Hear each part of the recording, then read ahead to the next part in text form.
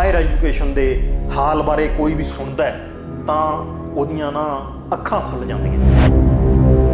ਸਰਕਾਰੀ ਕਾਲਜ ਖਤਮ ਹੋਣ ਦੀ ਕਗਾਰ ਤੇ ਨੇ। ਸਭ ਤੋਂ ਪਹਿਲਾਂ ਤਾਂ 1995 ਤੋਂ ਬਾਅਦ ਰੈਗੂਲਰ ਪ੍ਰੋਫੈਸਰਾਂ ਦੀ ਕੋਈ ਭਰਤੀ ਨਹੀਂ ਹੋਈ। ਇਹ ਸਰਕਾਰ ਦੀਆਂ ਪਤਾ ਨਹੀਂ ਕਿਸ ਤਰ੍ਹਾਂ ਦੀਆਂ ਪਾਲਿਸੀਆਂ ਜਿਹੜੀਆਂ ਕਿ ਪੰਜਾਬ ਦੇ ਫਿਊਚਰ ਨੂੰ ਵਿਨਾਸ਼ ਵੱਲ ਲੈ ਕੇ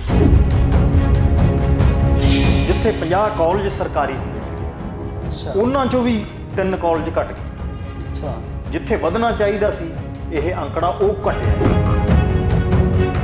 ਤਾਂ ਫਿਰ ਜੋ ਸਰਕਾਰੀ ਕਾਲਜਾਂ ਦੇ ਵਿੱਚ ਪੜ੍ਹਾ ਰਿਹਾ ਬੱਚਿਆਂ ਨੂੰ ਜੀ ਹਾਲੇ ਤੱਕ ਇੰਨੀਆਂ ਕੰਪਲੇਂਟਸ ਨਹੀਂ ਹੈ, ਉਹ ਫਿਰ ਉਹ ਟੀਚਰਸ ਕੌਣ ਨੇ? ਕੋਈ ਤਾਂ ਪੜ੍ਹਾ ਹੀ ਰਿਹਾ ਹੋਊਗਾ, ਬਿਲਕੁਲ ਖਾਲੀ ਤਾਂ ਨਹੀਂ ਪਏ ਹੋਣਗੇ। ਤਾਂ ਜਿਹੜੇ 32 ਪ੍ਰੋਫੈਸਰ ਹੈ ਉਹ 2021 ਦੇ ਦਸੰਬਰ ਤੱਕ ਰਿਟਾਇਰ ਹੋ ਜਾਣੇ ਆ।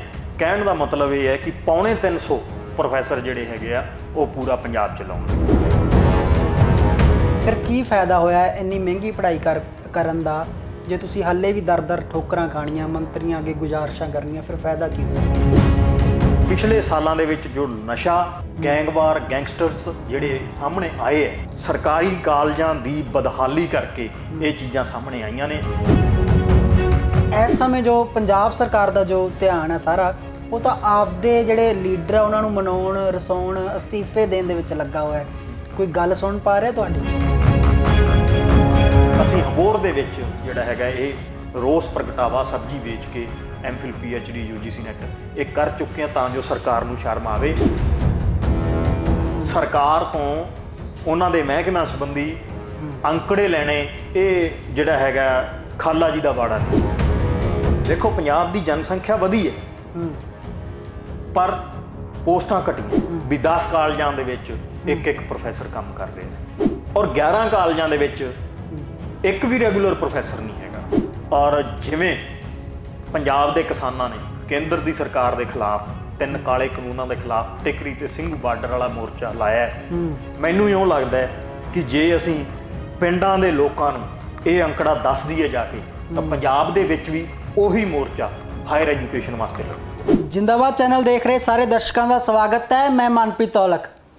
ਜਦੋਂ ਵੀ ਕੋਈ ਸਰਕਾਰ ਆਉਂਦੀ ਹੈ ਸੱਤਾ ਦੇ ਵਿੱਚ ਤਾਂ ਉਹਨਾਂ ਦੇ ਮੈਨੀਫੈਸਟੋ ਹੁੰਦੇ ਆ, ਉਹਨਾਂ ਦੇ ਵਿੱਚ ਵੱਡੇ ਵੱਡੇ ਵਾਅਦੇ ਲਿਖੇ ਹੁੰਦੇ ਆ, ਲੋਕਾਂ ਲਈ ਜੁਮਲੇ ਛੱਡੇ ਹੁੰਦੇ ਆ ਕਿ ਅਸੀਂ ਤੁਹਾਡੇ ਲਈ ਆਹ ਕਰਾਂਗੇ, ਅਸੀਂ ਤੁਹਾਡੇ ਲਈ ਉਹ ਕਰਾਂਗੇ। ਸਿੱਖਿਆ ਦੇ ਖੇਤਰ ਦੇ ਵਿੱਚ ਅਸੀਂ ਆਹ ਕੁਝ ਨਵਾਂ ਲੈ ਕੇ ਆਵਾਂਗੇ, ਉਹ ਕੁਝ ਨਵਾਂ ਲੈ ਕੇ ਆਵਾਂਗੇ। ਪਰ ਜਦੋਂ ਉਹ ਸੱਤਾ ਦੇ ਵਿੱਚ ਆ ਜਾਂਦੀ ਹੈ, ਲੋਕਾਂ ਦੀਆਂ ਵੋਟਾਂ ਮਿਲ ਜਾਂਦੀਆਂ, ਪਰ ਬਾਅਦ ਦੇ ਵਿੱਚ ਕੀ ਹੁੰਦਾ ਹੈ ਇਹ ਸਾਰੇ ਜਾਣੂ ਨੇ। ਕੋਈ ਵੀ ਕਿਸੇ ਦੀ ਗੱਲ ਨਹੀਂ ਸੁਣਦਾ। ਜਿਹੜੇ ਉਹਨਾਂ ਦੇ ਤੱਕ ਪਹੁੰਚ ਕਰਨ ਦੀ ਕੋਸ਼ਿਸ਼ ਕਰਦੇ, ਕੋਈ ਵੀ ਮੰਤਰੀ ਉਹਨਾਂ ਦੀ ਬਾਂਹ ਨਹੀਂ ਫੜਦਾ। ਪੰਜਾਬ ਕਾਂਗਰਸ ਲਗਭਗ 10 ਸਾਲ ਨੇ ਰਾਜ ਕੀਤਾ ਹੈ, ਅਕਾਲੀਆਂ ਨੇ ਰਾਜ ਕੀਤਾ ਹੈ, ਪਰ ਪੰਜਾਬ ਦੇ ਨਾਲ ਹੋਇਆ ਕੀ ਹੈ ਇਹ ਕਿਸੇ ਨੂੰ ਨਹੀਂ ਪਤਾ। ਪੰਜਾਬ ਦੇ ਅਸਲ ਮੁੱਦੇ ਕੀ ਹੈ ਇਹ ਹਜੇ ਤੱਕ ਉੱਪਰ ਤੱਕ ਨਹੀਂ ਆਏ। ਆਮ ਲੋਕਾਂ ਦੇ ਵਿੱਚ ਇਹ ਚਰਚਾ ਦਾ ਵਿਸ਼ਾ ਨਹੀਂ ਬਣੇ। ਆਮ ਲੋਕਾਂ ਦੇ ਵਿੱਚ ਜਿਹੜਾ ਚਰਚਾ ਦਾ ਵਿਸ਼ਾ ਕੋਈ ਹੋਰ ਬਣਾ ਦਿੱਤਾ ਜਾਂਦਾ ਹੈ, ਤੁਹਾਨੂੰ ਜਿਹੜਾ ਮੁੱਦੇ ਤੋਂ ਭਟਕਾ ਦਿੱਤਾ ਜਾਂਦਾ ਹੈ। ਸਾਡੇ ਪੰਜਾਬ ਦੇ ਵਿੱਚ ਜਿਹੜਾ ਸਿੱਖਿਆ ਦਾ ਪੱਧਰ ਹੈ ਉਹ ਦਿਨ ਪ੍ਰਤੀ ਦਿਨ ਗਿਰਦਾ ਜਾ ਰਿਹਾ ਹੈ। ਇਸ ਮੁੱਦੇ ਦੇ ਉੱਤੇ ਕੋਈ ਗੱਲ ਨਹੀਂ ਕਰ ਰਿਹਾ, ਕੋਈ ਇਸ ਵੱਲ ਧਿਆਨ ਨਹੀਂ ਦੇ ਰਿਹਾ। ਸਾਰੇ ਲੋਕ ਪਤਾ ਨਹੀਂ ਕਿਹੜੀਆਂ ਗੱਲਾਂ ਦੇ ਵਿੱਚ ਲੱਗੇ ਹੋਏ ਆ, ਪਰ ਕੁਝ ਅਜਿਹੇ ਲੋਕ ਵੀ ਹੁੰਦੇ ਨੇ ਜੋ ਉਹ ਚੁੱਪ ਚਪੀਤੇ ਇਸ ਮੁੱਦੇ ਦੇ ਉੱਤੇ ਵੀ ਕੰਮ ਕਰ ਰਹੇ ਨੇ ਪਿਛਲੇ ਕਈ ਸਾਲਾਂ ਦੇ ਉੱਤੋਂ। ਅੱਜ ਸਾਡੇ ਨਾਲ ਗੁਰਪ੍ਰੀਤ ਸਿੰਘ ਧਾਲੀਵਾਲ ਜੀ ਮੌਜੂਦ ਨੇ। ਸਰਕਾਰੀ ਕਾਲਜ ਬਚਾਓ ਮੰਚ ਪੰਜਾਬ, ਕੀ ਹੈ ਇਹ ਮੰਚ? ਕਿਉਂ ਉਹ ਇਹ ਗੱਲਾਂ ਲੈ ਕੇ ਸਾਡੇ ਕੋਲ ਆਏ ਨੇ? ਕੀ ਉਹਨਾਂ ਦਾ ਮੁੱਦਾ ਹੈ? ਅੱਜ ਅਸੀਂ ਸਾਰੀ ਉਹਨਾਂ ਦੇ ਨਾਲ ਗੱਲਬਾਤ ਕਰਾਂਗੇ।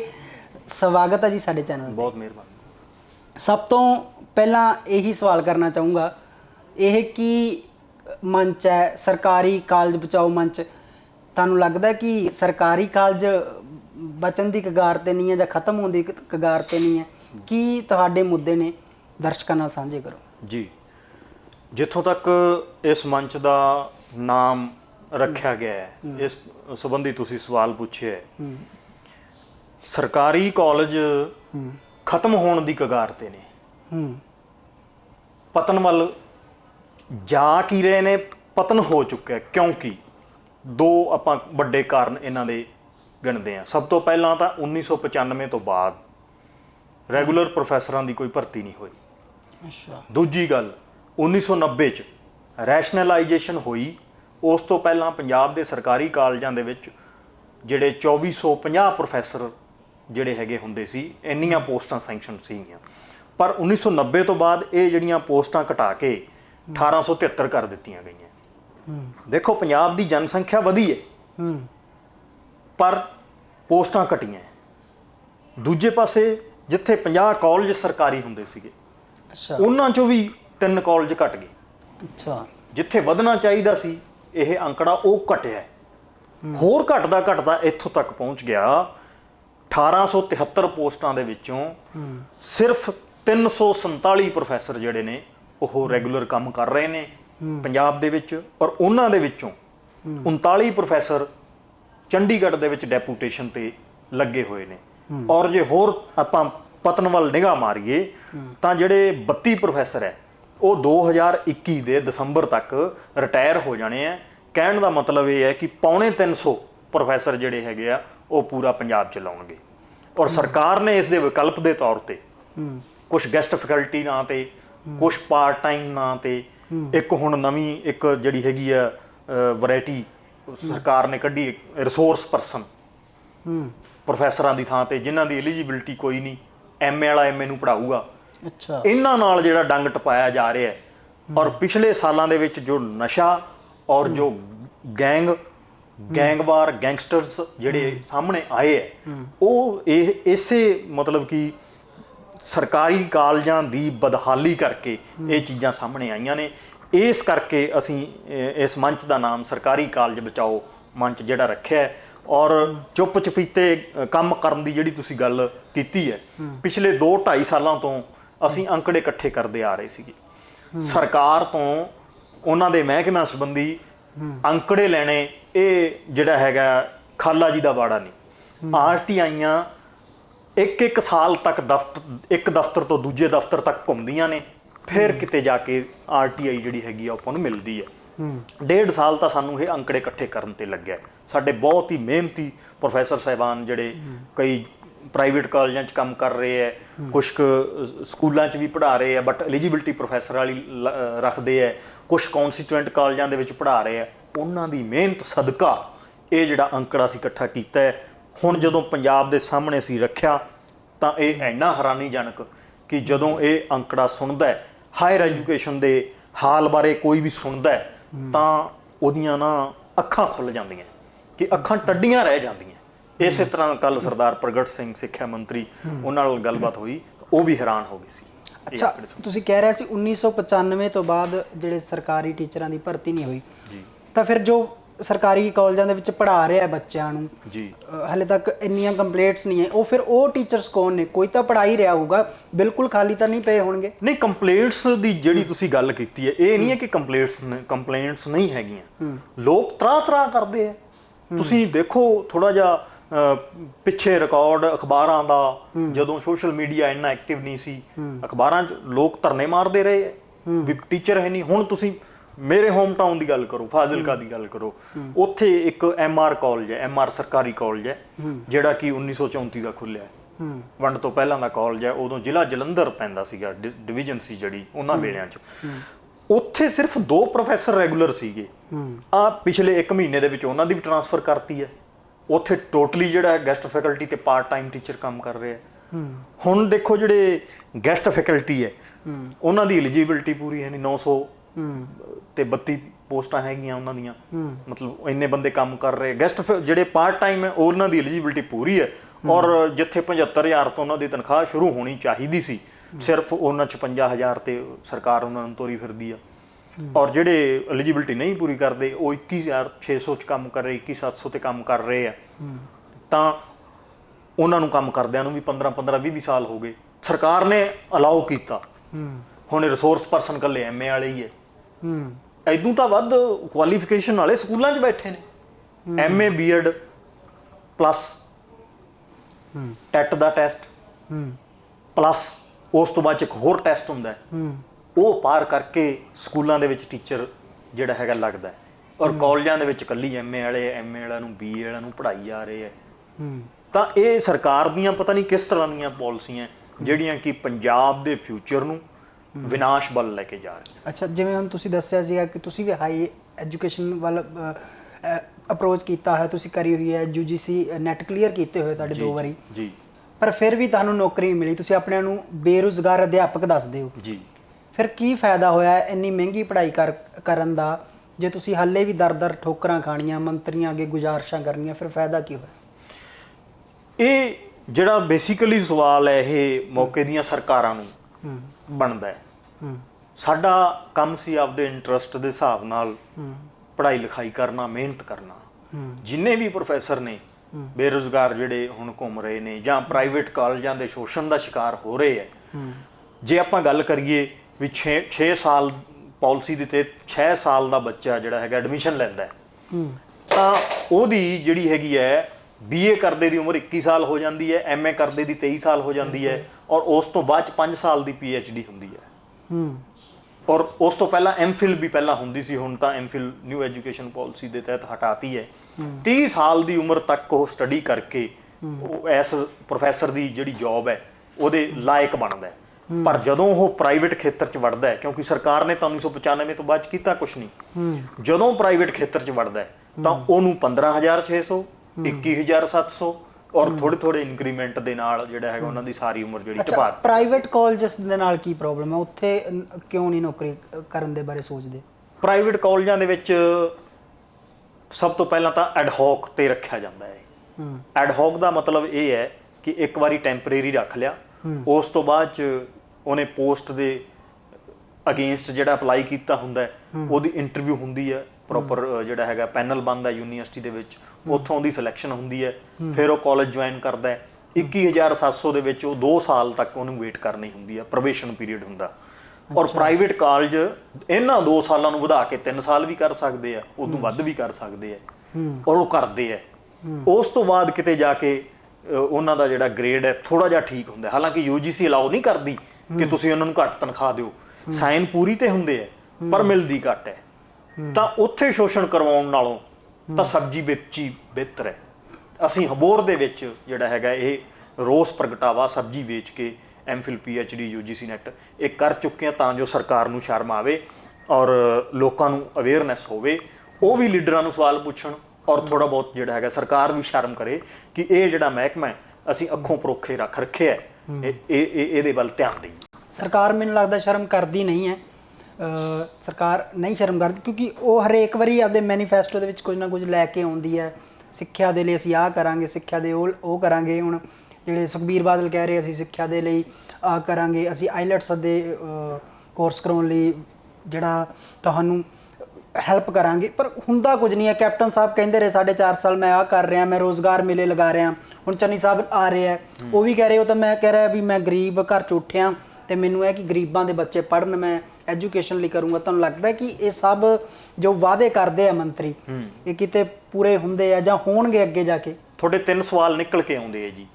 ਪਹਿਲੀ ਗੱਲ ਤਾਂ ਵਾਅਦਿਆਂ ਸੰਬੰਧੀ ਜਿਹੜੀ ਮੌਜੂਦਾ ਸਰਕਾਰ ਹੈ ਉਹਦੀ ਆਪਾਂ ਜੇ ਗੱਲ ਕਰੀਏ, ਜਦੋਂ ਇਲੈਕਸ਼ਨ ਮੈਨੀਫੈਸਟੋ ਬਣਿਆ ਸੀ ਤਾਂ ਉਹਦੇ ਪੇਜ ਨੰਬਰ 57 ਤੇ ਪੁਆਇੰਟ ਨੰਬਰ 36 ਤੇ ਜੇ ਆਪਾਂ ਦੇਖੀਏ, ਇਹ ਲਿਖਿਆ ਕਿ ਪੰਜਾਬ 'ਚ ਕਾਂਗਰਸ ਦੀ ਸਰਕਾਰ ਬਣਦਿਆਂ ਹੀ ਪਹਿਲੇ 100 ਦਿਨਾਂ ਦੇ ਵਿੱਚ 50 ਕਾਲਜ ਜਿਹੜੇ ਹੈਗੇ ਆ ਉਹਨਾਂ ਦਾ ਨੀਂਹ ਪੱਥਰ ਰੱਖ ਦਿੱਤਾ ਜਾਊਗਾ, ਕਾਲਜ ਬਣ ਜਾਣਗੇ। ਸਰਕਾਰੀ ਕਾਲਜ ਖੁੱਲਿਆ ਕੋਈ?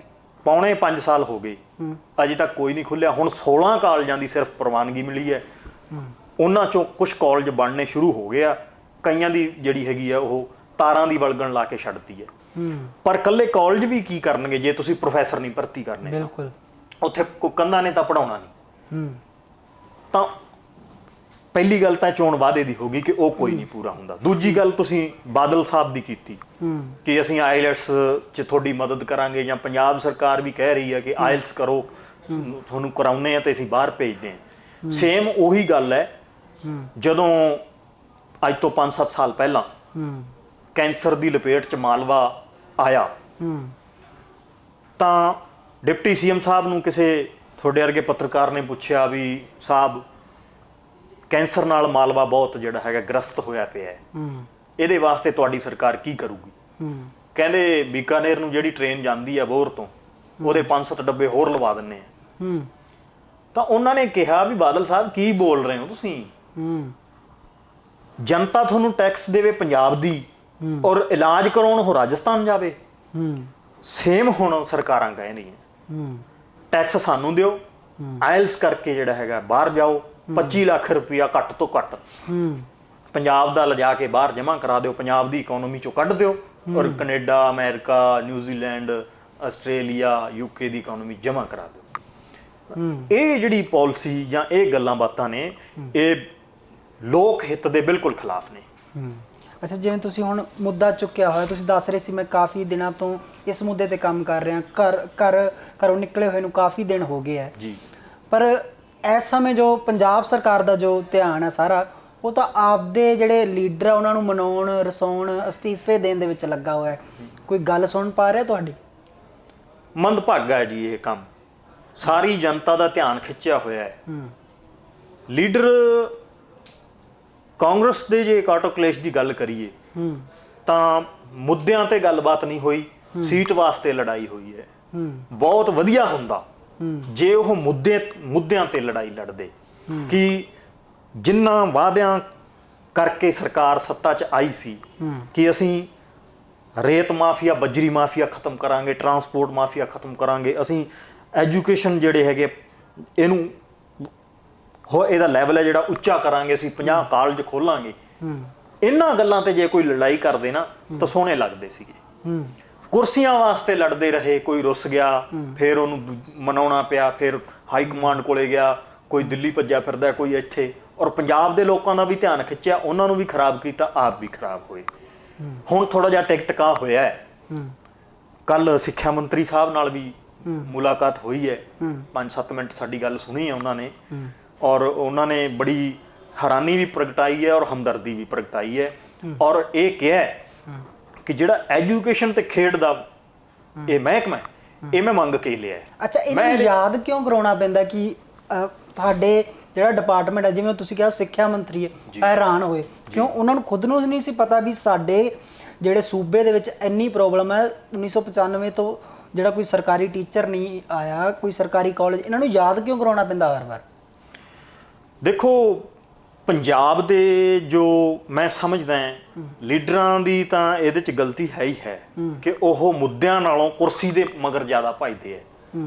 ਕਿਤੇ ਨਾ ਕਿਤੇ ਪੰਜਾਬ ਦੇ ਵਿੱਚ ਅਵੇਅਰਨੈਸ ਦੀ ਵੀ ਕਮੀ ਹੈ। ਪੰਜਾਬ ਦੇ ਲੋਕਾਂ ਨੂੰ ਇਹ ਨਹੀਂ ਪਤਾ ਕਿ ਸਾਡੇ ਅਧਿਕਾਰ ਕੀ ਹੈ। ਅਸੀਂ ਸਰਕਾਰ ਨੂੰ ਟੈਕਸ ਦਿੰਨੇ ਆ, ਉਹਦੇ ਵੱਟੇ ਸਰਕਾਰ ਸਾਨੂੰ ਸੇਵਾਵਾਂ ਦਿੰਦੀ ਹੈ। ਆਪਣੇ ਲੋਕ ਇਹ ਮੰਨਦੇ ਨੇ ਵੀ ਸਰਕਾਰ ਸਾਡੇ ਤੇ ਆਸਾਨ ਕਰਦੀ ਹੈ। ਇਸ ਕਰਕੇ ਜਿਹੜਾ ਹੈਗਾ ਇਹ ਯਾਦ ਕਰਾਉਣਾ ਪੈਂਦਾ ਹੈ ਵਾਰੀ-ਵਾਰੀ ਕਿ ਤੁਹਾਡਾ ਕੰਮ ਇਹ ਹੈ, ਅਸੀਂ ਟੈਕਸ ਦਿੰਨੇ ਆ, ਸਰਕਾਰ ਜੀ ਸਾਡੇ ਇਹ ਕੰਮ ਕਰੋ। ਔਰ ਯਾਦ ਕਰਾਉਣ ਨਾਲ ਗੱਡੀ ਨਹੀਂ ਚੱਲਦੀ। ਇਹਦੇ ਵਾਸਤੇ ਧਰਨੇ ਲਾਉਣੇ ਪੈਂਦੇ ਐ, ਇਹਦੇ ਵਾਸਤੇ ਰੋਸ ਮੁਜ਼ਾਹਰੇ ਕਰਨੇ ਪੈਂਦੇ ਐ, ਇਹਦੇ ਵਾਸਤੇ ਪੁਲਿਸ ਵਾਲਿਆਂ ਤੋਂ ਕੁੱਟ ਖਾਣੀ ਪੈਂਦੀ ਹੈ। ਤੁਸੀਂ ਪਿੱਛੇ ਦੇਖਿਆ ਹੋਊਗਾ ਬੇਰੁਜ਼ਗਾਰ B.Ed ਅਧਿਆਪਕ, ਪਹਿਲਾਂ ਤਾਂ ਪਟਿਆਲੇ ਉਹ ਪੁਲਿਸ ਤੋਂ ਜਿਹੜਾ ਹੈਗਾ ਡਾਂਗਾ ਖਾਧੀਆਂ, ਉਹਨਾਂ ਨੇ ਪਾਣੀ ਦੀਆਂ ਬੁਛਾੜਾਂ ਝੱਲੀਆਂ, ਖਿੱਚ ਧੂ ਹੋਈ ਉਹਨਾਂ ਦੀ। ਸਾਡੀਆਂ ਜਿਹੜੀਆਂ ਭੈਣਾਂ ਅਧਿਆਪਕ ਸੀਗੀਆਂ ਉਹਨਾਂ ਦੀਆਂ ਚੁੰਨੀਆਂ ਖੋਈਆਂ, ਵੀਡੀਓਜ਼ ਪਈਆਂ ਨੇ, ਸਾਰੇ ਲੋਕ ਦੇਖਦੇ ਨੇ, ਪੰਜਾਬ ਦੇ NRIs ਵੀ। ਫਿਰ ਸੰਗਰੂਰ ਸਿੱਖਿਆ ਮੰਤਰੀ ਸਾਹਿਬ 9 ਮਹੀਨੇ ਘਰੇ ਹੀ ਨਹੀਂ ਵੜੇ। ਆ ਹੁਣ ਚੰਨੀ ਸਾਹਿਬ ਦੇ ਜਦੋਂ ਧਰਨਾ ਲਾਇਆ ਪਿਛਲੇ 3-4 ਦਿਨਾਂ ਤੋਂ, ਪਿਛਲੇ 2 ਦਿਨ ਜੀ ਇੰਨਾ ਕੁੱਟਿਆ ਗਿਆ B.Ed ਅਧਿਆਪਕਾਂ ਨੂੰ। ਕੱਲ ਵਰਕਰਾਂ ਨੇ, ਕਾਂਗਰਸ ਦੇ ਵਰਕਰਾਂ ਨੇ ਉਹਦਾ ਟੈਂਟ ਪੁੱਟਿਆ, ਪੁਲਿਸ ਪੁੱਟੇ, ਪ੍ਰਸ਼ਾਸਨ ਪੁੱਟੇ। ਸੋਹਣਾ ਲੱਗਦਾ, ਕੋਈ ਗੱਲ ਨਹੀਂ, ਉਹ ਆਪਦੀ ਡਿਊਟੀ ਕਰ ਰਹੇ ਹੈ। ਵਰਕਰਾਂ ਨੇ ਆ ਕੇ ਟੈਂਟ ਪੁੱਟਿਆ, ਉਹਦੀ ਵੀਡੀਓਜ਼ ਸੋਸ਼ਲ ਮੀਡੀਆ ਤੇ। ਚੰਨੀ ਸਾਹਿਬ ਤਾਂ ਕਹਿ ਰਿਹਾ ਕਿ ਮੈਂ ਤਾਂ ਆਦੇ ਜਿਹੜਾ ਹੁਣ ਰਾਜ ਦੇ ਵਿੱਚ ਧੱਕਾ ਨਹੀਂ ਹੋਣ ਦੇਣਾ ਕਿਸੇ ਨਾਲ, ਸਿੱਖਿਆ ਦੇ ਖੇਤਰ 'ਚ ਕੰਮ ਕਰਨਾ, ਪੰਜਾਬ ਦੇ ਲਈ ਕੁਝ ਨਾ ਕੁਝ ਕਰਨਾ। ਫਿਰ ਵੀ ਉਹਦੇ ਵਰਕਰ ਕਰ ਰਹੇ, ਉਹਦੇ ਨਿਗਾਹ ਦੇ ਵਿੱਚ ਇਹ ਗੱਲ ਨਹੀਂ ਹੈਗੀ ਉਹਨਾਂ ਦੇ। ਪਹਿਲੀ ਗੱਲ ਤਾਂ ਜੀ ਚੰਨੀ ਸਾਹਿਬ ਦੇ ਖੁਦ ਦੇ ਹਲਕੇ ਦੇ ਵਿੱਚ ਐਜੂਕੇਸ਼ਨ ਕਾਲਜ ਨਹੀਂ ਹੈਗਾ। ਇਹ ਜਿਹੜਾ ਡਿਗਰੀ ਕਾਲਜ ਹੈ, ਕਾਲਜ ਹੈ ਨਹੀਂਗਾ। ਪੰਜਾਬ ਦੇ 70 MLAs ਇਹੋ ਜਿਹੇ ਹੈ ਜਿਨ੍ਹਾਂ ਦੇ ਹਲਕੇ 'ਚ ਕਾਲਜ ਹੀ ਹੈ ਨਹੀਂਗਾ। ਔਰ ਬਰਨਾਲਾ ਤੇ ਪਠਾਨਕੋਟ ਪੂਰਾ ਜ਼ਿਲ੍ਹਾ ਇਹੋ ਜਿਹਾ ਜਿਹਦੇ 'ਚ ਕਾਲਜ ਹੀ ਹੈ ਨਹੀਂਗਾ। ਅੰਮ੍ਰਿਤਸਰ ਦੇ ਵਿੱਚ ਮੁੰਡਿਆਂ ਦਾ ਕਾਲਜ ਹੀ ਹੈ ਨਹੀਂ, ਇੱਕ ਕੁੜੀਆਂ ਦਾ ਕਾਲਜ ਹੈਗਾ। ਤਾਂ ਪਹਿਲੀ ਗੱਲ ਤਾਂ ਚੰਨੀ ਸਾਹਿਬ ਦੇ ਜਿਹੜਾ ਹਲਕਾ ਚਮਕੌਰ ਸਾਹਿਬ, ਉੱਥੇ ਸਰਕਾਰੀ ਕਾਲਜ ਹੈ ਨਹੀਂਗਾ। ਦੂਜੀ ਗੱਲ, ਚੰਨੀ ਸਾਹਿਬ ਨੇ ਇਹ ਮੀਡੀਆ ਦੇ ਸਾਹਮਣੇ ਦਾਅਵਾ ਕੀਤਾ, ਮੈਂ ਆਮ ਘਰਾਂ ਦੇ ਵਿੱਚੋਂ ਉੱਠ ਕੇ ਆਇਆ, ਕੋਈ ਵੀ ਕਿਤੇ ਵੀ ਕਦੋਂ ਵੀ ਮੈਨੂੰ ਮਿਲ ਸਕਦਾ ਹੈ। ਇਹ ਪਿਛਲੇ 4 ਦਿਨਾਂ ਚੋਂ ਮੈਂ ਉਹਨਾਂ ਨੂੰ ਮਿਲਣ ਦੀ ਕੋਸ਼ਿਸ਼ ਕਰ ਰਿਹਾ। ਕਿਤੇ ਕਿਤੇ ਉਹਨਾਂ ਨੇ ਇਹ ਵੀ ਮੀਡੀਆ 'ਚ ਕਿਹਾ ਸੀ ਕਿ ਤੁਸੀਂ DC ਜਾਂ SSP ਸਾਹਿਬ ਤੋਂ ਫੋਨ ਕਰਵਾ ਕੇ ਟਾਈਮ ਲੈ ਕੇ ਮੈਨੂੰ ਮਿਲ ਸਕਦੇ ਹੋ। ਪਰਸੋਂ ਬਠਿੰਡਾ ਦੇ ਡੀਸੀ ਨੂੰ ਮਿਲਿਆ, ਡੀਸੀ ਸਾਹਿਬ ਦੀ ਬਦਲੀ ਹੋ ਗਈ, ਏਡੀਸੀ ਸਾਹਿਬ ਨੂੰ ਮਿਲਿਆ ਕਿ ਸਰ ਟਾਈਮ ਦਿਵਾਓ, ਮੰਗ ਪੱਤਰ ਵੀ ਦਿੱਤਾ। ਕੱਲ ਡਿਪਟੀ ਕਮਿਸ਼ਨਰ ਮੋਹਾਲੀ ਉਹਨਾਂ ਨੂੰ ਮਿਲਿਆ, ਉੱਥੇ ਜਿਹੜੇ ਹੈਗੇ ਹੈ ਕਮਿਸ਼ਨਰ ਐਸਿਸਟੈਂਟ ਕਮਿਸ਼ਨਰ ਸਾਹਿਬ ਹੈ, ਉਹਨਾਂ ਦੀ ਡਿਊਟੀ ਸੀਗੀ, ਉਹਨਾਂ ਨੇ ਟਾਈਮ ਦਿਵਾਉਣ ਸੰਬੰਧੀ ਮੇਰੀ ਚਿੱਠੀ ਲੈ ਕੇ ਰੱਖ ਲਈ। ਹਜੇ ਤੱਕ ਤਾਂ ਕੋਈ ਕਾਲ ਆਈ ਨਹੀਂ ਉੱਧਰੋਂ। ਸੀਐਮ ਸਾਹਿਬ ਦੇ ਘਰੇ ਵੀ ਜਾ ਆਇਆ ਅੱਜ ਮੈਂ ਸੁਬਾਹ, ਪਤਾ ਲੱਗਿਆ ਵੀ ਸੀਐਮ ਸਾਹਿਬ ਤਾਂ ਦਿੱਲੀ ਗਏ ਤੇ ਦਿੱਲੀ ਤੋਂ ਅੱਜ ਯੂਪੀ ਗਏ ਹੈ। ਉਹ ਜਿਹੜੇ ਹੈਗੇ ਮੈਡਮ ਪ੍ਰਿਯੰਕਾ ਗਾਂਧੀ ਜੀ ਨੂੰ ਜੋ ਅਰੈਸਟ ਕਰ ਰੱਖਿਆ, ਉਹਨਾਂ ਨੂੰ ਇਹ ਛਡਾ ਕੇ ਲਿਆਉਣਗੇ। ਪਰ ਪੰਜਾਬ ਦੇ ਵਿੱਚ ਕੀ ਹਾਲ ਹੋਇਆ ਪਿਆ, ਉਹਨਾਂ ਦੇ ਖੁਦ ਦੇ ਹਲਕੇ ਦੇ ਵਿੱਚ ਮਾਸਟਰਾਂ ਨੂੰ ਕੁੱਟਿਆ ਗਿਆ, ਬੇਰੁਜ਼ਗਾਰਾਂ ਨੂੰ, ਔਰ ਉਹਨਾਂ ਦਾ ਟੈਂਟ ਪੱਟਿਆ ਗਿਆ, ਇਹਦੇ ਬਾਰੇ ਉਹ ਬੇਖਬਰ ਨੇ। ਔਰ ਉਚੇਰੀ ਸਿੱਖਿਆ ਦਾ ਤਾਂ ਜੇ ਪ੍ਰਗਟ ਸਿੰਘ ਜੀ ਕਹਿ ਰਹੇ ਮੈਨੂੰ ਪਤਾ ਨਹੀਂ ਹੋਣਾ, ਚੰਨੀ ਸਾਹਿਬ ਨੂੰ ਤਾਂ ਕੀ ਪਤਾ ਹੋਣਾ। ਅੱਛਾ, ਮਤਲਬ ਜਿਹੜੇ ਆਪਾਂ ਕਹਿ ਲਈਏ ਕਿ ਹੋਰਾਂ ਮੰਤਰੀਆਂ ਵਾਂਗੂ ਉਹਨਾਂ ਦੇ ਵੀ ਵਾਅਦੇ ਖੋਖਲੇ ਹੀ ਨਿਕਲਣ ਦੇ ਚਾਂਸ ਜ਼ਿਆਦਾ। ਫਿਲਹਾਲ ਸਾਨੂੰ ਲੱਗਦਾ ਸੀਗਾ ਕਿ ਜਿਸ ਤਰ੍ਹਾਂ ਚੰਨੀ ਸਾਹਿਬ ਆਮ ਬੰਦੇ ਕੋਈ ਉਹਨਾਂ ਦੀ ਗੱਡੀ ਨੂੰ ਹੱਥ ਮਾਰਦਾ ਉਹ ਰੋਕ ਕੇ ਉਹਨਾਂ ਨੂੰ ਮਿਲ ਰਹੇ ਆ, ਜਾਂ ਰਾਤ ਨੂੰ 2 ਵਜੇ ਮੋਰਿੰਡਾ ਜਾ ਰਹੇ ਆ, ਲੋਕਾਂ ਦੀਆਂ ਪ੍ਰੋਬਲਮਸ ਸੁਣ ਰਹੇ ਆ, ਪਰ ਅਸਲੀਅਤ ਦੇ ਵਿੱਚ ਮੈਨੂੰ ਤਾਂ 3-4 ਦਿਨ ਹੋ ਗਏ ਨੇ, ਹਜੇ ਤੱਕ ਕੋਈ ਮਿਲਣ ਦਾ ਮੌਕਾ ਨਹੀਂ। ਅੱਛਾ ਪ੍ਰੋਫੈਸਰ ਸਾਹਿਬ, ਜਿਵੇਂ ਹੁਣ ਪ੍ਰੋਫੈਸਰ ਹੀ ਨਿਕਲਦਾ ਮੂੰਹ, ਕਿਉਂਕਿ ਤੁਸੀਂ ਮੈਨੂੰ ਇਹ ਕਿ ਤੁਸੀਂ ਬਣ ਜਾਓ ਪ੍ਰੋਫੈਸਰ, ਕਿਉਂਕਿ ਇੰਨੀ ਹਾਈ ਐਜੂਕੇਸ਼ਨ ਤੁਸੀਂ ਕਰੀ ਹੈ। ਉਦੋਂ ਦੁੱਖ ਵੀ ਹੁੰਦਾ ਹੈ ਜਦੋਂ ਇੱਕ ਬੰਦਾ ਇੰਨਾ ਪੜ੍ਹਦਾ ਲਿਖਦਾ ਹੈ ਫਿਰ ਵੀ ਉਹਨੂੰ ਠੋਕਰਾਂ ਖਾਣੀਆਂ ਪੈਂਦੀਆਂ, ਇਹ ਦੁੱਖ ਵੀ ਹੁੰਦਾ ਹਰੇਕ ਬੰਦੇ ਦੇ, ਮੇਰੇ ਪਰਸਨਲੀ ਹੁੰਦਾ।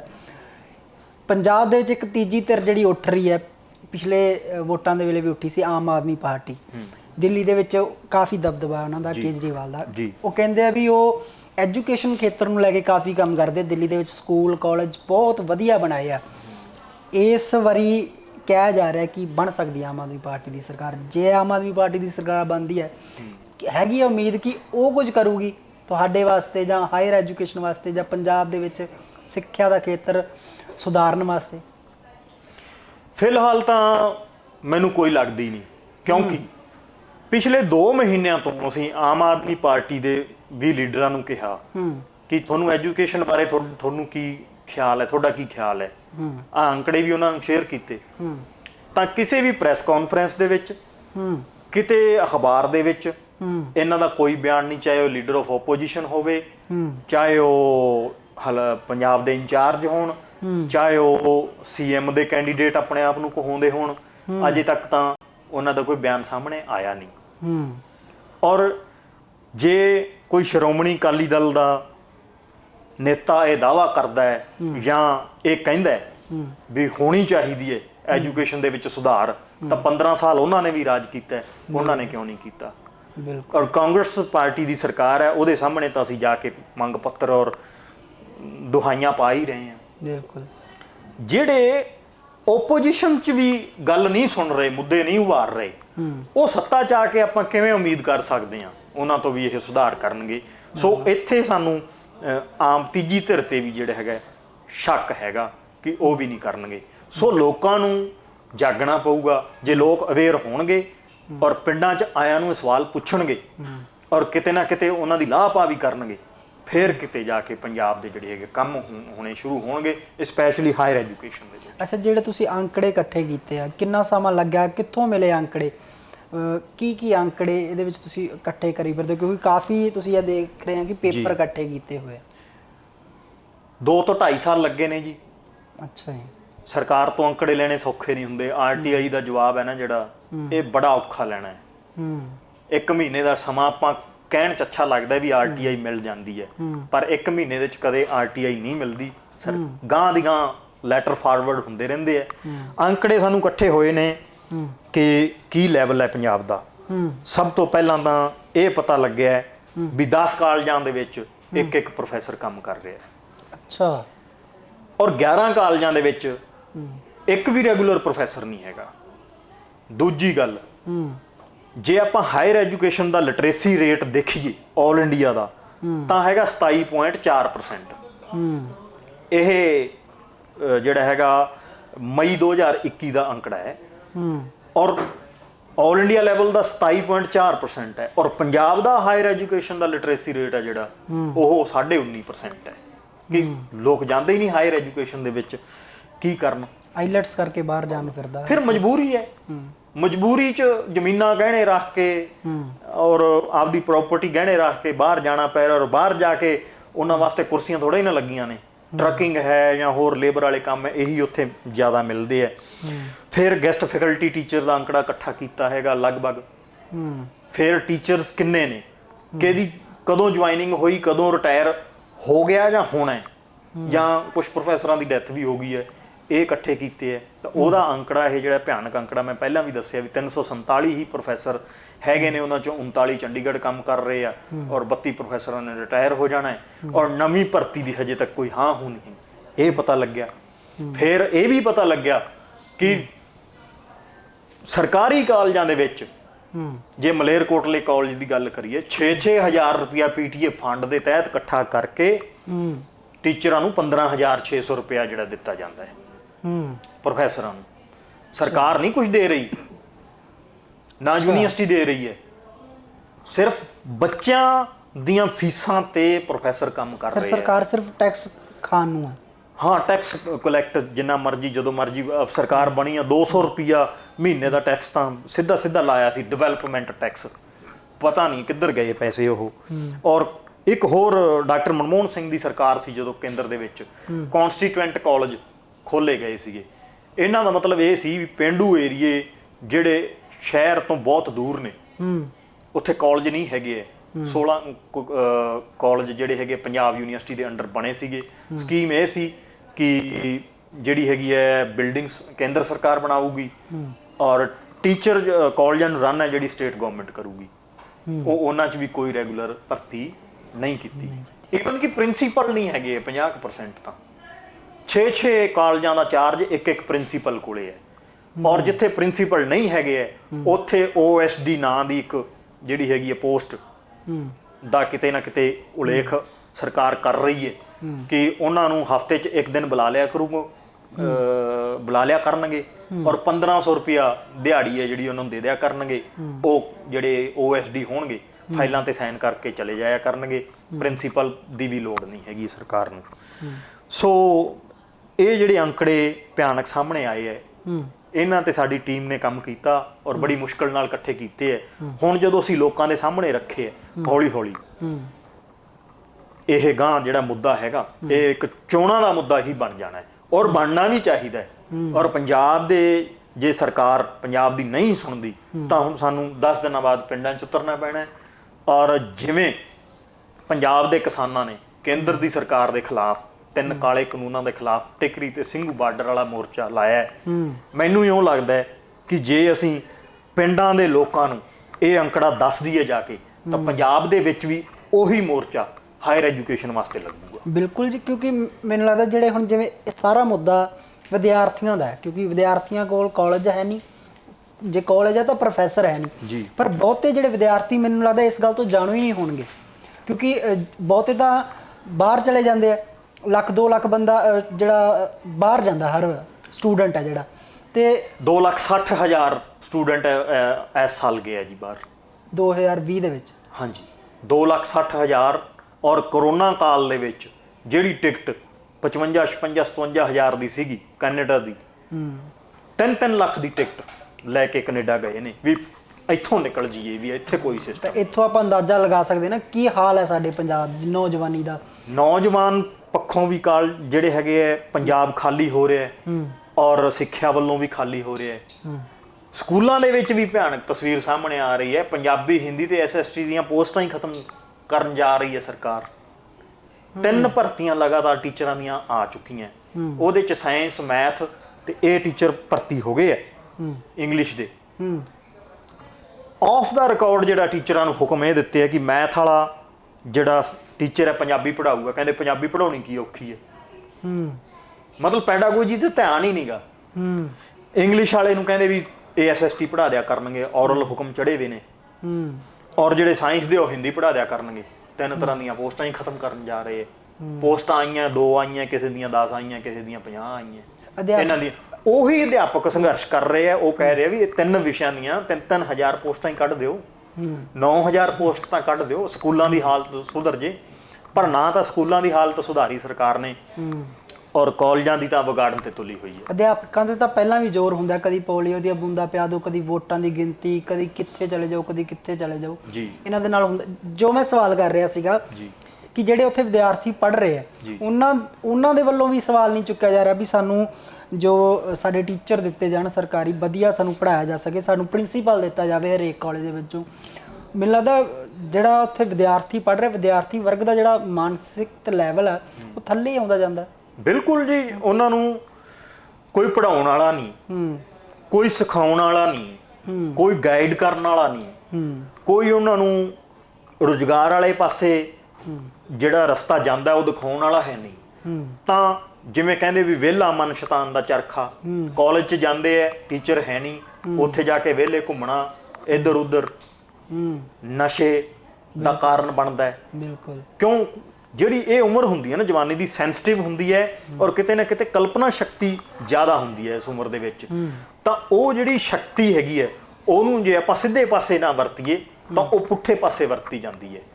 ਔਰ ਪੰਜਾਬ ਦੇ ਜਿਹੜੇ ਸਿਆਸੀ ਲੋਕ ਨੇ, ਕੁਛ ਕੁ ਸ਼ਰਾਰਤੀ ਲੋਕ ਨੇ, ਉਹਨਾਂ ਨੇ ਇਸ એનર્ਜੀ ਨੂੰ ਪੁੱਠੇ ਪਾਸੇ ਵਰਤਿਆ ਵੀ ਹੈ, ਜਿਸ ਕਰਕੇ ਨਸ਼ੇ ਦੀ ਚਪੇਟ 'ਚ ਪੰਜਾਬ ਆਇਆ ਔਰ ਗੈਂਗਵਾਰ ਦੀ ਜਿਹੜੀ ਹੈਗੀ ਹੈ ਉਸ ਦੀ ਚਪੇਟ 'ਚ ਪੰਜਾਬ ਆਇਆ। ਉਹਦਾ ਕਾਰਨ ਇਹ ਹਾਇਰ ਐਜੂਕੇਸ਼ਨ ਦਾ ਪਤਨ ਹੀ ਹੈ। ਅੱਛਾ, ਮੈਂ ਜਾਂਦੇ ਹੋਏ ਆਖਰੀ ਕੁਐਸਚਨ ਜੋ ਪੁੱਛਣਾ ਚਾਹੂੰਗਾ, ਇਸ ਮਸਲੇ ਦਾ ਹੱਲ ਕੀ ਹੋਊਗਾ ਫਿਰ? ਕਿਉਂਕਿ ਤੁਸੀਂ ਕਹਿ ਰਹੇ ਹੋ ਕਿ ਮੈਨੂੰ ਕਿਸੇ ਵੀ ਪਾਰਟੀ ਦੇ ਉੱਤੇ ਵਿਸ਼ਵਾਸ ਹੈ ਨਹੀਂਗਾ, ਕਿਉਂਕਿ ਸਾਰਿਆਂ ਨੂੰ ਪਤਾ ਕਿਸੇ ਨੇ ਕੋਈ ਕੰਮ ਨਹੀਂ ਕੀਤਾ, ਕਿੰਨੇ ਸਾਲ ਹੋ ਗਏ ਆ। ਫਿਰ ਇਸ ਦਾ ਹੱਲ ਕੀ ਨਿਕਲੇਗਾ? ਅਸੀਂ ਧਰਨੇ ਲਾਉਣ ਜੋਗੇ ਰਹਿ ਜਾਾਂਗੇ ਜਾਂ ਦਰ ਠੋਕਰਾਂ ਖਾਣ ਜੋਗੇ ਰਹਿ ਜਾਾਂਗੇ? ਸਿੱਖਿਆ ਦਾ ਪੱਧਰ ਕਦੋਂ ਉੱਪਰ ਨੂੰ ਆਊਗਾ ਪੰਜਾਬ ਦੇ? ਇਹਦੇ 'ਚ ਦੋ ਵਰਗ ਕੰਮ ਕਰ ਸਕਦੇ ਆ। ਪਹਿਲਾ ਤੁਸੀਂ ਪੱਤਰਕਾਰ ਸਮਾਜ ਦੇ ਲੋਕ ਜਦੋਂ ਇਸ ਮੁੱਦੇ ਨੂੰ ਲੈ ਕੇ ਜਾਣਗੇ ਲੋਕਾਂ ਦੇ ਵਿੱਚ, ਔਰ ਦੂਜੇ ਉਹ ਲੋਕ ਚਾਹੇ ਉਹ ਪੰਜਾਬ ਦੇ ਵਿੱਚ ਰਹਿੰਦੇ ਆ ਚਾਹੇ ਉਹ ਬਾਹਰ ਰਹਿੰਦੇ ਆ। ਪੰਜਾਬ ਦੇ ਬਹੁਤ ਜ਼ਿਆਦਾ ਲੋਕ ਪੰਜਾਬ ਦੇ ਬਾਹਰਲੇ ਦੇਸ਼ਾਂ 'ਚ ਰਹਿੰਦੇ ਆ, ਕਮਾਈ ਦੇ ਸਾਧਨ ਵੀ ਹੈ ਔਰ ਪੰਜਾਬ ਦੀ ਪੋਲਿਟਿਕਸ ਦੇ ਵਿੱਚ ਉਹ ਪਾਰਟਿਸਿਪੇਟ ਵੀ ਕਰਦੇ ਆ। ਇਹ ਦੋ ਵਰਗ ਨੇ ਜਿਹੜੇ ਸਰਕਾਰ ਨੂੰ ਮਜਬੂਰ ਕਰ ਦੇਣਗੇ ਕਿ ਕੰਮ ਸਹੀ ਕਰੋ।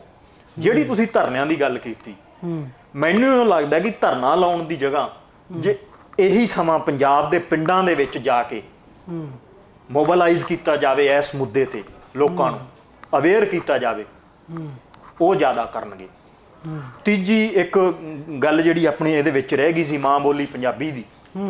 ਮਾਂ ਬੋਲੀ ਸੰਬੰਧੀ ਪੰਜਾਬ ਦੇ ਲੋਕਾਂ ਦੁਆਰਾ, NRIs ਦੁਆਰਾ ਬਹੁਤ ਸਾਰੇ ਸੈਮੀਨਾਰ ਕਰਾਏ ਜਾਂਦੇ ਹੈ, ਬਹੁਤ ਸਾਰੀਆਂ ਸਭਾਵਾਂ ਕੀਤੀਆਂ ਜਾਂਦੀਆਂ, ਬੜੀ ਹਮਦਰਦੀ ਜਤਾਈ ਜਾਂਦੀ ਹੈ। ਪਰ ਜੇ ਤੁਸੀਂ ਅੰਕੜੇ ਦੀ ਗੱਲ ਕੀਤੀ ਕਿ ਕੀ ਇਕੱਠਾ ਕੀਤਾ, 18 ਪ੍ਰੋਫੈਸਰ ਨੇ ਸਿਰਫ 47 ਕਾਲਜਾਂ ਦੇ ਵਿੱਚ ਰੈਗੂਲਰ ਪੰਜਾਬੀ ਦੇ, ਸਾਡੀ ਮਾਂ ਬੋਲੀ ਦੇ। ਹਰਿਆਣੇ ਦੇ ਵਿੱਚ ਦੂਜਾ ਦਰਜਾ ਮਿਲਿਆ ਹੋਇਆ, ਕੈਨੇਡਾ ਦੇ ਵਿੱਚ ਵੀ ਦੂਜਾ ਦਰਜਾ ਮਿਲਿਆ ਹੋਇਆ, ਦਿੱਲੀ ਦੇ ਵਿੱਚ ਵੀ ਦੂਜਾ ਦਰਜਾ ਪੰਜਾਬੀ ਨੂੰ ਮਿਲਿਆ। ਔਰ ਪੰਜਾਬ ਦੇ ਵਿੱਚ ਸਰਕਾਰਾਂ ਨੇ ਕੀ ਦਰਜਾ ਦਿੱਤਾ ਹੈ? ਸਿਰਫ 18 ਪ੍ਰੋਫੈਸਰ। ਅਸੀਂ ਰੌਲਾ ਤਾਂ ਬਹੁਤ ਪਾਉਨੇ ਮਾਂ ਬੋਲੀ ਪੰਜਾਬੀ ਨੂੰ ਬਚਾਇਆ ਜਾਵੇ, ਪਰ ਜਿਹੜੇ ਅੰਕੜੇ ਤੁਸੀਂ ਦੱਸ ਰਹੇ ਹੋ ਬਹੁਤ ਹੈਰਾਨੀਜਨਕ। ਇਹ ਸਰਕਾਰ ਦੇ ਹੀ ਦਿੱਤੇ ਜੀ, ਕੋਈ ਅਸੀਂ ਘਰੇ ਨਹੀਂ ਬਣਾਏ। ਆ ਦੇਖੋ, ਜੇ ਆਪਾਂ ਮੈਂ ਕੈਮਰੇ ਦਿਖਾਉਣਾ ਚਾਹੂੰਗਾ, ਇਹ ਇੱਕ RTI ਦੇ ਤਹਿਤ ਅਸੀਂ ਮੰਗੀ ਹੈ ਔਰ ਸਰਕਾਰ ਨੇ ਲਿਖ ਕੇ ਦਿੱਤਾ ਹੈ। ਇਹਦੇ ਤੇ ਬਕਾਇਦਾ ਅਟੈਸਟਡ ਕੀਤਾ ਹੋਇਆ ਹੈ। ਅਟੈਸਟਡ ਕੀਤੀ ਹੈ ਜਿਹੜੀ ਉਸ ਅਫਸਰ ਦਾ ਨਾਮ ਹੈ ਸਹਾਇਕ ਡਾਇਰੈਕਟਰ ਸੇਵਾਵਾਂ DPI ਕਾਲਜ ਪੰਜਾਬ। ਉਹਨਾਂ ਨੇ ਅੰਕੜਾ ਦਿੱਤਾ ਇਹ, ਤੇ ਇਸ ਅੰਕੜੇ ਨੂੰ ਕੋਈ ਚੈਲੰਜ ਕਰੇ ਦੇਣਦਾਰ ਹੈ। ਬਸ਼ਰਮੀ ਹੋਣੀ ਚਾਹੀਦੀ ਹੈ, ਉਹਨਾਂ ਨੂੰ ਸ਼ਰਮ ਹੋਣੀ ਚਾਹੀਦੀ ਹੈ ਕਿ ਅਸੀਂ ਇਹੋ ਜਿਹੇ ਅੰਕੜੇ ਖੁਦ ਦੇ ਰਹੇ ਹਾਂ। ਸਾਡੇ ਤੇ ਸਵਾਲ ਖੜੇ ਹੋਣਗੇ, ਸਰਕਾਰ ਤੇ ਸਵਾਲ ਖੜੇ ਹੋਣਗੇ। ਇਹ ਤਾਂ ਜੀ ਕਾਨੂੰਨ ਹੈ, ਅੰਕੜੇ ਤਾਂ ਉਹਨਾਂ ਨੂੰ ਦੇਣੇ ਪੈਣਗੇ। ਪਿਛਲੇ 2-2.5 ਸਾਲਾਂ ਤੋਂ ਮਗਰ ਪਏ ਹੋਏ ਸੀਗੇ ਸਾਡੇ ਮੰਚ ਦੇ ਜਿਹੜੇ ਹੈਗੇ ਆ ਸਾਥੀ, ਅੰਕੜੇ ਤਾਂ ਕਢਾ ਕੇ ਛੱਡੇ ਉਹਨਾਂ ਨੇ। ਪਰ ਹੁਣ ਇਹਨਾਂ ਅੰਕੜਿਆਂ ਨੂੰ ਪੇਸ਼ ਕਰਨਾ, ਇਹ ਅਸੀਂ ਬੇਨਤੀ ਕਰਨੀ ਹੁੰਦੀ ਮੀਡੀਆ ਨੂੰ। ਮੀਡੀਆ ਨੇ ਜਿਹੜਾ ਹੈਗਾ ਆਪਦਾ ਲੋਕਾਂ ਦੇ ਸਾਹਮਣੇ ਇਹ ਲੈ ਕੇ ਜਾਣਾ। ਕਿਤੇ ਨਾ ਕਿਤੇ ਸਰਕਾਰ ਨੂੰ ਵੀ ਥੋੜੀ ਜਿਹੀ ਬੇਸ਼ਰਮੀ ਦੇਣੀ ਹੁੰਦੀ ਹੈ, ਸਰਕਾਰ ਜੀ ਇੱਧਰ ਵੀ ਦੇਖੋ ਤੁਹਾਡਾ ਹਾਲ ਕੀ ਹੋਇਆ ਪਿਆ ਐਜੂਕੇਸ਼ਨ ਦਾ ਤੁਹਾਡੀ ਸਟੇਟ ਦੇ ਵਿੱਚ। ਤਾਂ ਇਹ ਮਸਲੇ ਆ ਜਿਹੜੇ ਲੋਕਾਂ ਦੁਆਰਾ ਤੇ ਮੀਡੀਆ ਦੁਆਰਾ ਹੀ ਸੋਲਵ ਕਰਵਾਏ ਜਾ ਸਕਦੇ ਆ। ਔਰ ਇਹ ਨਹੀਂ ਹੋ ਸਕਦਾ ਕਿ ਸਰਕਾਰ ਮਨਾ ਕਰ ਜੂਗੀ। ਜਦੋਂ ਲੋਕਾਂ ਦਾ ਤੇ ਮੀਡੀਆ ਦਾ ਦਬਾਅ ਹੋਵੇ, ਸਰਕਾਰ ਨੂੰ ਇਹ ਕੰਮ ਕਰਨਾ ਹੀ ਪਊਗਾ। ਧੰਨਵਾਦ ਗੁਰਪ੍ਰੀਤ ਸਿੰਘ ਜੀ, ਜੋ ਤੁਸੀਂ ਸਾਨੂੰ ਸਮੇਂ ਦਿੱਤਾ। ਬਹੁਤ ਜਿਹੜਾ ਤੁਸੀਂ ਵਧੀਆ ਮੁੱਦਾ ਚੁੱਕਿਆ ਪੰਜਾਬ ਦੇ ਵਿੱਚ, ਪੰਜਾਬ ਦੇ ਲੋਕਾਂ ਦੇ ਲਈ, ਪੰਜਾਬ ਦੀ ਸਿੱਖਿਆ ਨੂੰ ਲੈ ਕੇ, ਕਿਉਂਕਿ ਜਿਹੜੇ ਮੰਤਰੀ ਆ ਉਹ ਇਸ ਮੁੱਦੇ ਦੇ ਉੱਤੇ ਮੇਰੇ ਸਾਹ ਨਾਲ ਗੱਲ ਨਹੀਂ ਕਰ ਰਹੇ। ਲੋਕਾਂ ਨੂੰ ਇਸ ਮੁੱਦੇ ਬਾਰੇ ਪਤਾ ਹੀ ਨਹੀਂ ਸੀ। ਜਿੰਨੇ ਤੁਸੀਂ ਅੰਕੜੇ ਇਕੱਠੇ ਕਰੇ ਹੋਏ ਆ, ਜਿੰਨਾ ਕੁਝ ਅੱਜ ਤੁਸੀਂ ਸੱਚ ਦੱਸਿਆ, ਸੱਚੀ ਬਹੁਤ ਹੈਰਾਨੀਜਨਕ ਸੀ। ਤੇ ਉਹਨਾਂ ਲੀਡਰਾਂ ਨੂੰ ਸ਼ਰਮ ਕਰਨੀ ਚਾਹੀਦੀ ਹੈ ਜਿਹੜੇ ਆਪਦੇ ਵੋਟਾਂ ਦੇ ਵੇਲੇ ਵੱਡੇ ਵੱਡੇ ਵਾਅਦੇ ਕਰਦੇ ਆ ਕਿ ਅਸੀਂ ਸਿੱਖਿਆ ਦੇ ਖੇਤਰ ਦੀ ਆਹ ਕਰ ਰਹੇ ਹਾਂ, ਪੰਜਾਬੀ ਮਾਂ ਬੋਲੀ ਦੇ ਲਈ ਉਹ ਕਰ ਰਹੇ ਹਾਂ। ਇਹ ਅੰਕੜੇ ਹੁਣ ਉਹਨਾਂ ਨੂੰ ਸ਼ਰਮਿੰਦਗੀ ਦਿਵਾਉਣਗੇ ਕਿ ਅਸਲ ਸੱਚਾਈ ਕੀ ਹੈ। ਲੋਕਾਂ ਨੂੰ ਵੀ ਪਤਾ ਲੱਗੂਗਾ ਕਿ ਪਿੰਡਾਂ ਦੇ ਵਿੱਚ ਅਸੀਂ ਜੋ ਲੜ ਰਹੇ ਹਾਂ ਨਾ ਆਪਸ ਦੇ ਵਿੱਚ ਪਾਰਟੀ ਬਾਜ਼ੀਆਂ ਬਣਾ ਕੇ, ਪਰ ਜੋ ਸਾਡਾ ਹਾਲਾਤ ਨੇ ਇਸ ਸਮੇਂ ਉਹ ਕੀ ਨੇ, ਕਿਉਂਕਿ ਸਾਨੂੰ ਜਾਣੂ ਨਹੀਂ ਕਰਾਇਆ ਜਾਂਦਾ ਸਾਡੇ ਅਸਲੀ ਮੁੱਦਿਆਂ ਤੋਂ, ਅਸਲੀ ਗੱਲ ਤੋਂ। ਸਾਨੂੰ ਸਿੱਖਿਆ ਤੋਂ ਜਿਹੜਾ ਦੂਰ ਰੱਖਿਆ ਜਾਂਦਾ ਤਾਂ ਜੋ ਅਸੀਂ ਪੜ੍ਹੀਏ ਨਾ, ਲਿਖੀਏ ਨਾ, ਬਸ ਪਾਰਟੀ ਬਾਜ਼ੀ ਦੇ ਵਿੱਚ ਲੜਦੇ ਰਹੀਏ, ਆ ਲੀਡਰਾਂ ਦੇ ਪਿੱਛੇ ਲੜਦੇ ਰਹੀਏ। ਹੁਣ ਲੀਡਰਾਂ ਦੇ ਪਿੱਛੇ ਲੜਨ ਦਾ ਜਿਹੜਾ ਸਮੇਂ ਨਹੀਂ ਹੈ। ਹੁਣ ਅਸੀਂ 21ਵੀਂ ਸਦੀ ਦੇ ਵਿੱਚ ਜੀ ਰਹੇ ਹਾਂ, 2021 ਚੱਲ ਰਿਹਾ ਹੈ, ਇੰਟਰਨੈਟ ਸੋਸ਼ਲ ਮੀਡੀਆ ਦਾ ਜ਼ਮਾਨਾ ਹੈ, ਤਾਂ ਥੋੜ੍ਹਾ ਬਹੁਤ ਸਾਨੂੰ ਵੀ ਸੁਚੇਤ ਹੋਣ ਦੀ ਲੋੜ ਹੈ। ਜਿਵੇਂ ਇਹਨਾਂ ਨੇ ਦੱਸਿਆ ਕਿ ਸਾਨੂੰ ਖੁਦ ਨੂੰ ਅਵੇਅਰ ਹੋਣਾ ਪਊਗਾ, ਜਿਹੜੀ ਅਵੇਅਰਨੈਸ ਦੀ ਕਮੀ ਹੈ। ਲੀਡਰਾਂ ਨੂੰ ਪਿੰਡਾਂ ਦੇ ਵਿੱਚ ਸਵਾਲ ਕਰਨੇ ਪੈਣਗੇ ਘੇਰ ਘੇਰ ਕੇ, ਸਾਡੇ ਸਿੱਖਿਆ ਦੇ ਲਈ ਕੁਝ ਕਰੋ, ਸਾਡੇ ਦੇਸ਼ ਦੀ ਨੌਜਵਾਨੀ ਦੇ ਲਈ ਕੁਝ ਕਰੋ, ਕਿਉਂਕਿ ਜਿਹੜੀ ਨੌਜਵਾਨੀ ਆ ਉਹ ਤਾਂ ਬਾਹਰ ਜਾਣ ਨੂੰ ਫਿਰਦੀ ਹੈ। ਸਾਨੂੰ ਖੁਦ ਇਸ ਦੇ ਲਈ ਅਵੇਅਰ ਹੋਣਾ ਪਊਗਾ। ਜਿਹੜੇ ਸਾਥੀ ਗੁਰਪ੍ਰੀਤ ਸਿੰਘ ਵਰਗੇ ਸਾਥੀ ਇਸ ਮੁੱਦੇ ਦੇ ਉੱਤੇ ਕੰਮ ਕਰਦੇ ਨੇ, ਉਹਨਾਂ ਦੀ ਹੈਲਪ ਕਰਨੀ ਪਊਗੀ, ਉਹਨਾਂ ਦੇ ਮਗਰ ਤੁਰਨਾ ਪਊਗਾ, ਉਹਨਾਂ ਦੀ ਗੱਲ ਸੁਣਨੀ ਪਊਗੀ, ਸਮਝਣੀ ਪਊਗੀ। ਤਾਂ ਹੀ ਇਹੋ ਜਿਹੇ ਲੀਡਰਾਂ ਨੂੰ ਜੋ ਸਾਡੇ ਲਈ ਕੁਝ ਨਹੀਂ ਕਰਦੇ, ਸਾਡੇ ਸਿਰੋਂ ਰਾਜ ਕਰਦੇ ਨੇ, ਉਹਨਾਂ ਨੂੰ ਨੱਥ ਪਊਗੀ ਤੇ ਸਾਡੇ ਪੰਜਾਬ ਦੀ ਸਿੱਖਿਆ ਦਾ ਕੁਝ ਵਿਕਾਸ ਹੋਊਗਾ। ਉਹਨਾਂ ਚਿਰ ਤੁਸੀਂ ਜੁੜੇ ਰਹੋ ਜਿੰਦਾਬਾਦ ਚੈਨਲ ਦੇ ਨਾਲ। ਕੈਮਰਾਮੈਨ ਉਪਨੀਤ ਦੇ ਨਾਲ ਮੈਂ ਮਨਪ੍ਰੀਤ ਤੌਲਖ, ਚੰਡੀਗੜ੍ਹ।